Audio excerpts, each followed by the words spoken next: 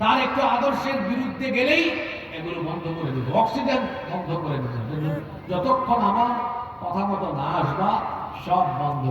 এজন্য আল্লাহ কি করেছেন, নিত্য প্রয়োজনীয় নিত্যদিনের কোন বিষয় আল্লাহ মানুষের হাতে তুলে দেন নাই। কারণ এই মানুষ সুযোগ পাইলে সবার আগে তার স্বার্থের কথা বিবেচনা করে।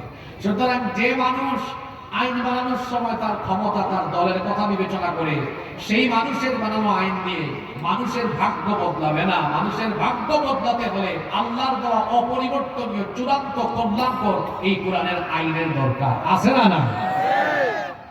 এই জন্য 1 নাম্বার পয়েন্ট, কেন ইসলামী শাসন ব্যবস্থা দরকার?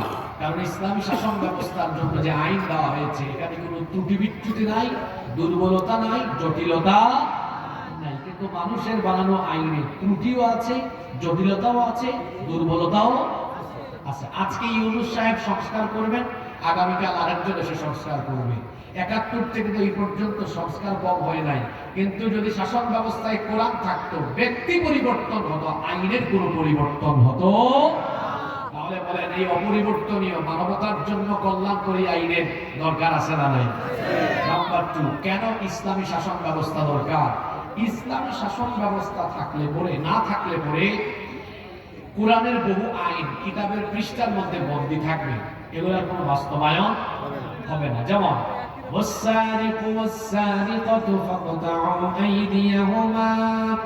চোর, সে যদি পুরুষ হয় বা নারী হয়, অপরাধ প্রমাণিত হলে ডান হাত কেটে দাও। এখন আপনারা আমাকে বলেন তো, যদি ইসলামী সরকার না থাকে তাহলে কোরআনের এই আয়াত এর কি কোনোদিন বাস্তবায়ন হবে? তাহলে এই আয়াত কিসের মধ্যে বন্দী? কোরআনের মধ্যে বন্দী, বাস্তবায়ন হবে না। এরকম কি একটা দুইটা আয়াত না, শত শত হাজার হাজার আয়াত বন্দী থাকবে কোরআনের ভেতরে, যদি ইসলামী রাষ্ট্র ব্যবস্থা প্রতিষ্ঠিত না হয়।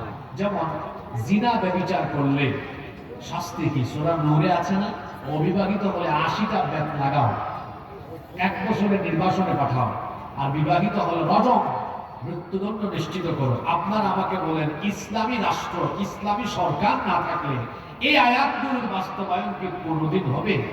তো আল্লাহ এই আয়াতগুলো কোরআনে এত ফৌজদারি, দেওয়ানি, দণ্ডবিধি, এত আইন কানুন দিয়েছেন শুধু কোরআনের ভেতরে বন্দী থাকার জন্য, না সমাজ রাষ্ট্রের প্রতিফলন ঘটানোর জন্য? তাহলে যদি ইসলামী রাষ্ট্র, ইসলামী শাসন ব্যবস্থা প্রতিষ্ঠিত না হয়, কোরআনের বহু আয়াত কিতাবের পৃষ্ঠার ভেতরে বন্দী থাকবে, বাস্তবায়ন হবে না। এজন্য এই আয়াতগুলোর বাস্তব সুফল পাওয়ার জন্য ইসলামী শাসন দরকার। নাম্বার 3, কেন ইসলামী শাসন ব্যবস্থা দরকার? সমাজের প্রতিটি স্তরে ন্যায় বিচার, সুবিচার নিশ্চিত করার জন্য ইসলামী শাসন ব্যবস্থা দরকার। মানুষের তৈরি করা আইন কানুন দিয়ে যে সমাজ বা দেশ চলে, সেখানে নামে হয় বিচার, কিন্তু বাস্তবে হয় মানুষের উপরে অবিচার। কারণ তারা বিচার ফয়সালা করতে গিয়ে সর্বপ্রথম তারা দেখবে যাকে বিচারের কাঠগড়ায় দাঁড় করানো হয়েছে, ওরে জেলখানায় রাখলে লাভ না জেলের বাইরে রাখলে লাভ? যদি জেলের ভেতরে রাখলে লাভ হয়, তাহলে সে যদি নিরপরাধ হয়, অপরাধ তারা নিজেরা নাটক করে বানায়, নিরপরাধ মানুষকে অপরাধী সাজায় জেলখানায় বন্দী করে না। ইসলামী শাসনে কি এরকম আছে?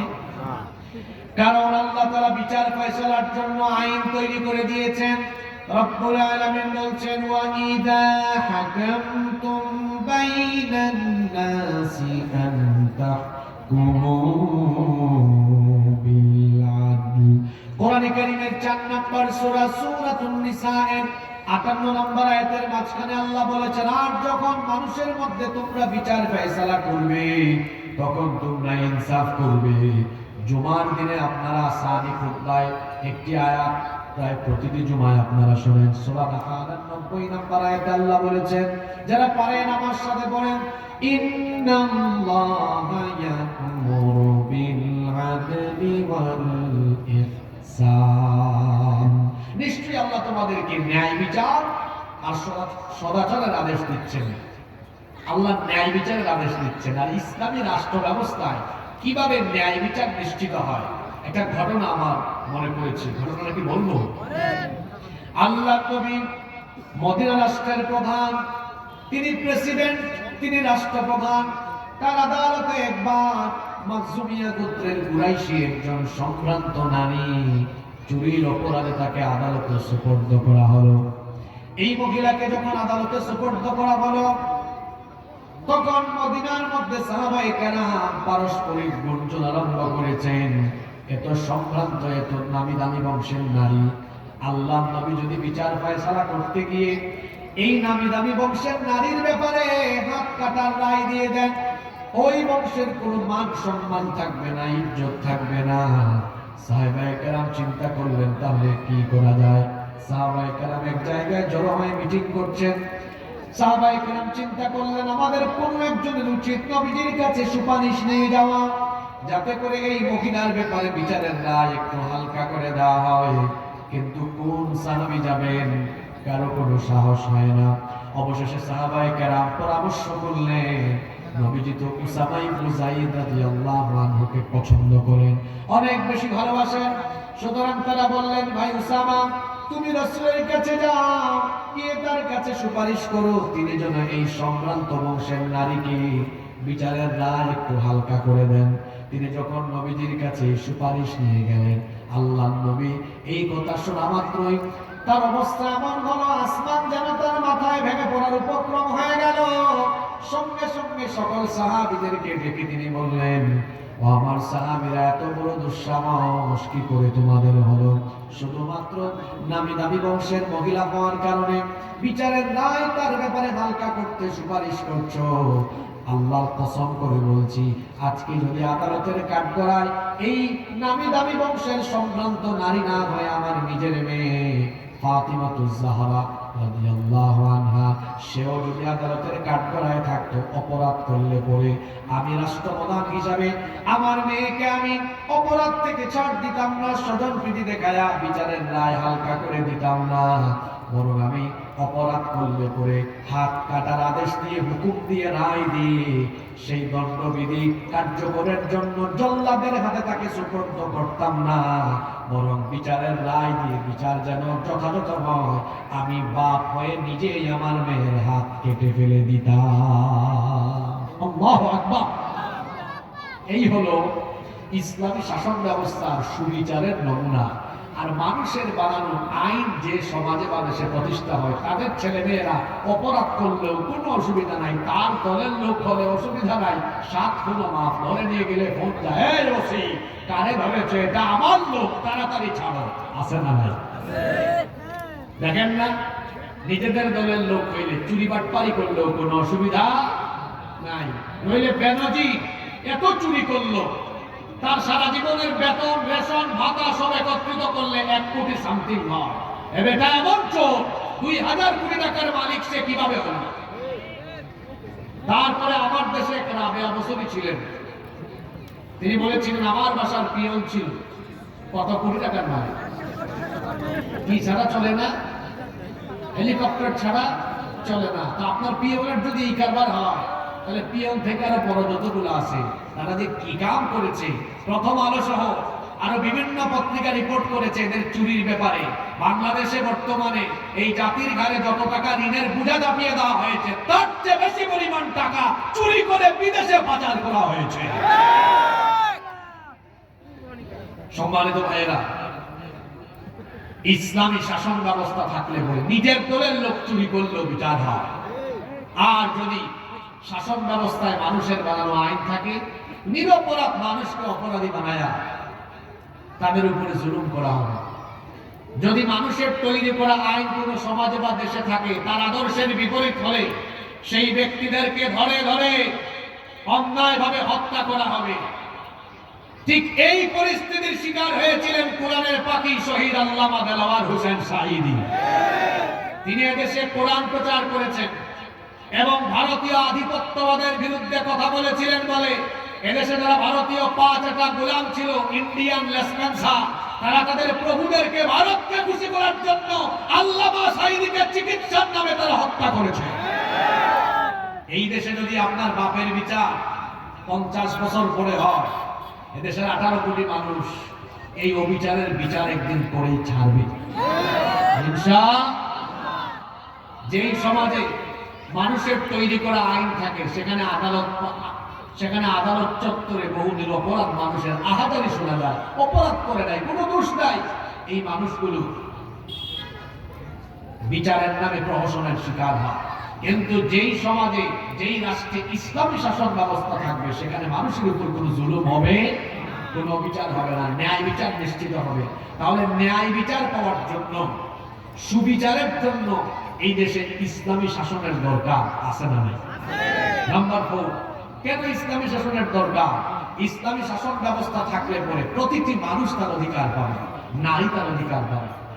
আমার দেশে নারীরা সম্পদ থেকে বঞ্চিত, আমার দেশের মা বোনেরা তারা বিভিন্ন সেক্টরে লাঞ্ছিত, অধিকার হারা, অধিকার বঞ্চিত। ইসলামী শাসন ব্যবস্থা প্রতিষ্ঠিত হলে নারী তার অধিকার পাবে, যুবক তার অধিকার পাবে, শ্রমিকেরা আজ অধিকার বঞ্চিত, শ্রমিকেরা তাদের ন্যায্য পাওনা পায় না। ইসলাম প্রতিষ্ঠা হলে পরে শ্রমিক তার পাওনা পাবে। এভাবে করে প্রতিটি মানুষ, এমনকি প্রত্যেকটি ধর্মের মানুষ নিরাপদে থাকবে। অনেক সময় এদেশে যারা অমুসলিম আছে তাদেরকে উস্কে দেওয়ার অপচেষ্টা করা হয়, বলা হয় এই বাংলাদেশে যদি কোনো কালে কোনো সময়ে যদি ইসলাম কায়েম হয়ে যায় তাহলে তো অমুসলিমদের বিপদ আছে। আচ্ছা, মার চেয়ে মাসির দরদ বেশি, তো কি বিপদ আছে? তো এরা তো তোমাদের ঘর বাড়ি জ্বালায়া তারপর তোমাদের উপর জুলুম নির্যাতন করে শেষ করে ফেলবে। বলেন তো, উগ্রবাদ, চরমপন্থা আর অমানবিক কাজের শিক্ষাকে ইসলাম আমাদেরকে দেয়?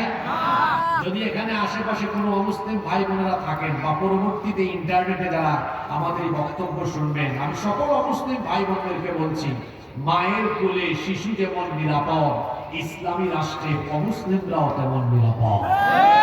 ইসলাম কায়েম হলে আপনারা এখনকার চেয়ে আরো ভালো থাকবেন, কারণ এখন আপনাদেরকে নিয়ে অনেকে রাজনীতি করে, আবার রাজনীতির বলির পাঠাও আপনাদেরকে বানায়। কিন্তু ইসলাম কায়েম হলে পরে আপনাদেরকে নিয়ে কেউ রাজনীতি করার সুযোগ পাবে না। আপনাদের ন্যায্য পাওনা, ন্যায্য অধিকার প্রতিষ্ঠা করা হবে। কারণ আমার ইসলাম এত সুন্দর, অমুসলিমদের প্রতি অবিচার করতে এবং তাদের উপরে জুলুম করতে নিষেধ যিনি করেছেন, জুড়ে বলেন তিনি কে? রব্বুল আলামিন।